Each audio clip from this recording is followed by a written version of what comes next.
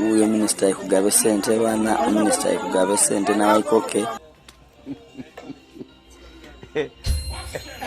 Bana Uganda akaluka bidwa. Obunkenke bweyongedde mu bakulu ne mu bakulembeze mu kibiina ki NRM agavaayo galaga anti President Museveni si musanyufu n'ebigenda maaso ebyokumuswaza muna NUP awonize Bobi Wine n'abakulira akakiiko k'ebyokulonda omutampa kadi yammwe ngenda ate kubanga nesimba wampuuga kakati bana people power ono musoke mu mumulire mu comment section asigale tasigala byonna mbikwetedde mu mawulire ag'olunaku olwaleero. Nze oba tompadde umbrella era njagenda mu DF ewampuuga nkwate omuti oba ngenda awalala. Wakati nga abantu abasinga bagamba nti bino bye byamutwala naye mu nsiko okubba obululu oba ebintu by'okutwala ebifo mu mancholo nga agamba nti kyali tekikirizibwa kati abakulu bagamba okusinzira ku source nti ono si musanyufu era ngenda kubanga nkwa akatambi abwenjawulo wabula njagala nkulagemu bana NRM kati ezo zimu ku results ezisinzeho kubanga zanyisiza omukulu nti omuntu mu kifo ky'okuwandiika 458 yawandiise 458 kitegeeza nti abantu oba oliawo bayinzika okubanga n'ebisaanyizo tebiwera. Drone we ziba zijje mu bululu nga bwa primaries bwa NRM olwa banupu mungenda bayisa muti bino bye batwala muzayi mu nsiko mubyerabidde kubba bululu na butakkiriziganya na byava mu bululu abantu be muri mu kunyigiriza bagenda kweta bagenda infection infection baja kuleta infection mu NRM kubanga bogamba sami muno mu buwanguzi we nga 95% yawangude bwataja independent agenda kwegataga awagira banupo baba bawagizi baja kuonda station mayanja ena nimebesigadde mu bank lwaki temuleka muntu goberondedde nga kizito nsubu ganti yemeya w'ekibuga Kampala abantu ne bamwalonda n'ayitawo ate bino bikolebwa abantu abakulu abali waggulu mu top mu offices ba minister abadde nona njogeddeko bayisawo abantu baabwe abantu abamuyisawo banafu mulabika muyina emikago n'ebibiina ebirala engeri gye tulina obuzibu mu Kampala muyina emikago n'ebibiina ebivuganya Muzayi Museveni. I am concerned by what we witnessed during the NRM primaries, the violation of human rights that we witnessed. That can cause problems for the country, big, grave problems for the country. If party primaries are that violent, what will happen to the national elections? So the culprits must be brought to book. Those responsible for the violence should be investigated, arrested and charged as the law stipulates, as the law says. Oli mu kifo ky'okuwandika 738 n'awandika 738 oba kitegeeza ki nze naawe kati omukulu agamba ebyokunsaza sigenda bisoma era waliwo abakulu abali ku kyambe imbu waliwo abakulu mu kibiina ki NRM nga bo bali ku kyambe nga ku lwa nsonga ki bano ensonga president gyagamba nti ebintu by'okumuswazaswaza abikooye mwalabye ekyabadde e Kampala nga we mbasuniddeko awo fulufiga naye ate si musanyufu ono nno abamu abavuddemu abayisizaamu egaali emmanda bwanika tebanga erinnya fulufiga abavumyevumye abambalidde abakulu mu kibiina abayisizaamu egaali. Nze neewunya nnyo security nze newe munansiba era nja kujja mbyasami neewunya nnyo aba security okujja ne mwekobaana mu kubba obululu mu kuyambako abantu okubba obululu. Ono nno mukyala akiikirira Nansana wabula obuuza banna Nansana nsose ne mukolako ka research be bamu ku bantu nga oyinza n'okubuuza omutuuze ono waffe si waffe nga byaddala tamanyikiddwa byonna atisiza agambe Kyagulanyi Ssentamu n'akakiiko ko n'abakulu mu kibiina ngenda mu kibiina ekya finito mu kibiina ekiri ekya kyemutegedde obulungi kati musoke mumbuli bafuutu soja bamwe kaadi ono tebamuwa ataddemu n'olulimi olw'okutiisatiisa. Sokolabemu nzije nkwe ate ebya President Museveni. I will repeat it ne President nakimugambye ate nja kyasama era nja kyogera. Oba munzite tulabe mwe ensi we munagikungula. Ye twakalaba kawulanga na security. So mbufunze security erina keeping a law and order. Si kuba abantu masasi, si kuyingirira, si kulagira kukyusa DR forms. Ebyo byennyini byamugezaako okuyambako okukyusa. Era mugenda bikyusa bave babirangirire era opposition ejje bawangu katukole ekintu ekitufu tulonde people's choice simmo bwe baagala waliwo bwe baagala simanya biki kati mu Kampala baagala ba managing budget balage mu 7 nti biki ebyo bisitole by'embwa nze sifaayo newo munankola biki ngenda kuvaayo njogera amazima nagamba nze ndi saddaaka n'abopposition nabagamba dda nze ndi saddaaka ya say no to protest vote era ndi saddaaka ya revolution. I'm talking about the generation that needs justice. Ebyo bisigadde saagala kumanya oba munvuma bicha oba namyala afaanana atya gwe kubira Katonda essimu omugambe atondeyo omuntu alabika obulungi okusinga kunze kuba naawe totuukiridde senga wali otuukiridde wandibadde sente bana minisita ekugabe sente n'awaikoke muntu ebitategeerekeka olowooza ayiko bawajjaki tujja okugula kalulu egyo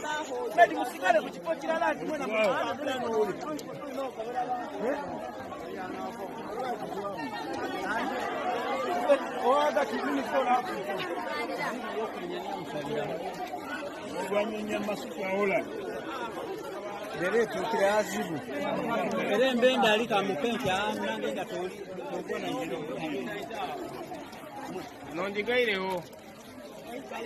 era njigaire ni awo baisuka imwe muzweyo kakati ebintu bingi nnyo ebyetobese mu kalulu kano omuli n'okuyiwa omusaayi kyannaku era abantu abasinga ekibuzo kye beebuuza ddala abo opposition banaayitawa nga bwe muwulidde full figure gwesooka ombwire mu comment section kino bwe kinaatuuka nga kiri ku muntu owa opposition nga avuganya n'omuntu alinamu amaanyi oba minisita oba generali w'amagye oba yaliko munnamagye eroza ki ekigenda okuba nga kibeerawo wakati nga ebigenda maaso byonna mubiraba kati nnono ye yawoninze Bobi Wine ekiriwo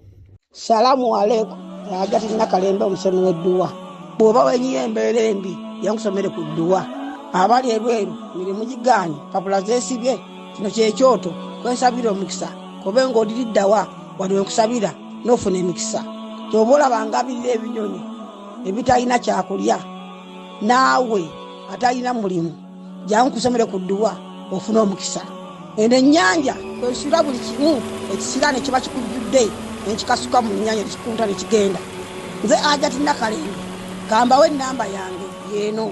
075237529 temuddeeyo nemwebakira ebizibu mukoye ku nnamba yange eno mbadde mwogera ebigambo ebitalina mutwe n'amagulu kale zakabadda bavitinga dda bagenda tulangirira kati muwulirize bulungi okwekennenya bakande essimu abasaba nga tutunuulira empapula zammwe nga tubabuuza kajijiwa ebibuuzo n'okugenda ku ground bitandika ku Monday tutandika Monday nga tutandika ne Kampala Capital City Authority tujja kuba maazi tujja kuba 28 tubawadde ennaku 5 okutuusa nga lumu ogw'omunaana era amangu danga press conference eno ewedde tugenda kutandika okutegeeza abakulembeze mu bitundu ebyenjawulo bateeketeeke buli constituency tubaye programu yaabwe constituency kyesooka bwe ya Kampala eriweddako tugenda kibawa amangu danga tuyita abakulembeze bammwe ne platform zaffe ez'enjawulo netwandise na Kampala bwe tumaliza Kampala ennaku 5 nga ziweddeko byonna tujja bikolera awo kironda misana paka nga abantu baffe bamazeeyo then Wakiso district banga twasalawo tubagamba abaayita wano empapula tulina kuba beetingira wano so Wakiso district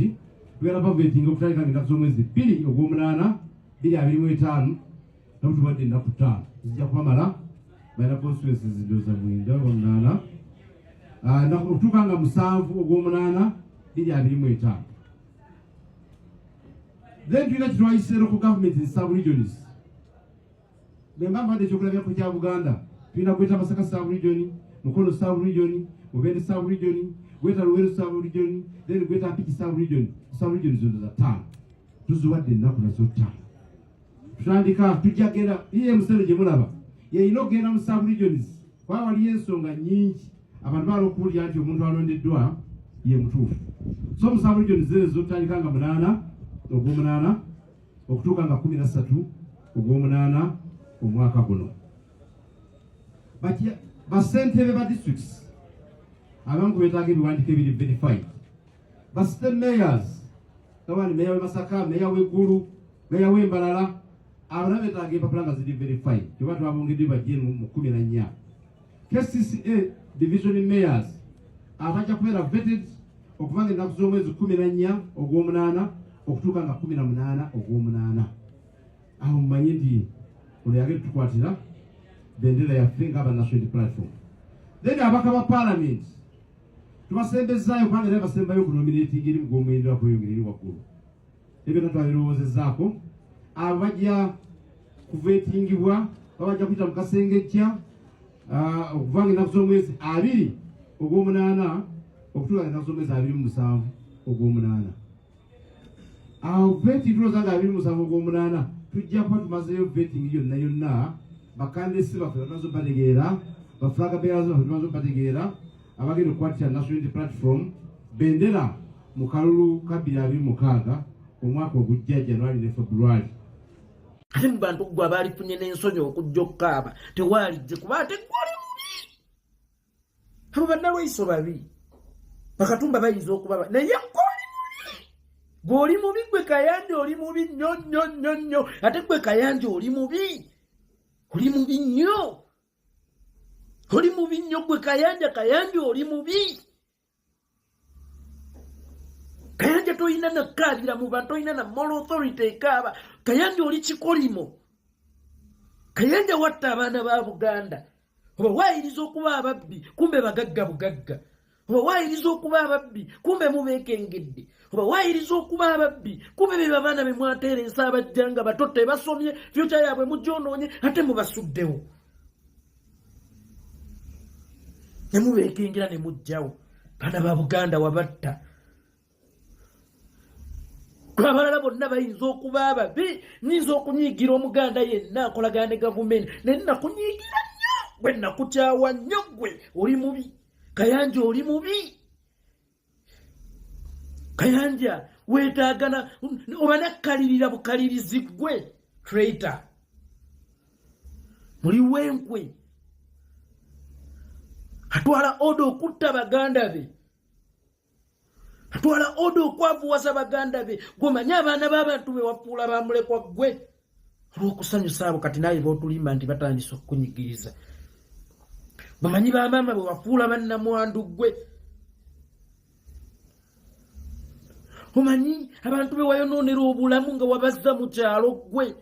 ate nga n'erinnya lifudde musajja waawo omubbi tebakyalina gwe bayinza kukolagana naye mwebuuze gwe mulowooza lwaki baagezangako nnyo bino ebintu biwanga publicity baabiwanga publicity n'okusinga enguudo ze bazimbye abo bemulaba nga gavumenti nti Museveni aguddewo oluguudo gayinza obutaba amawulire nga Kayanja assa omuntu omuganda bw'abadde abbisa mundu nga ge basinga okukuba era nga ne ku muto omukulu ge gasookako WBS ku ssaawa 3 Katende Malibu abo Kayanja gwe weetaaga n'ettaka likuwandule bw'oliba ofudde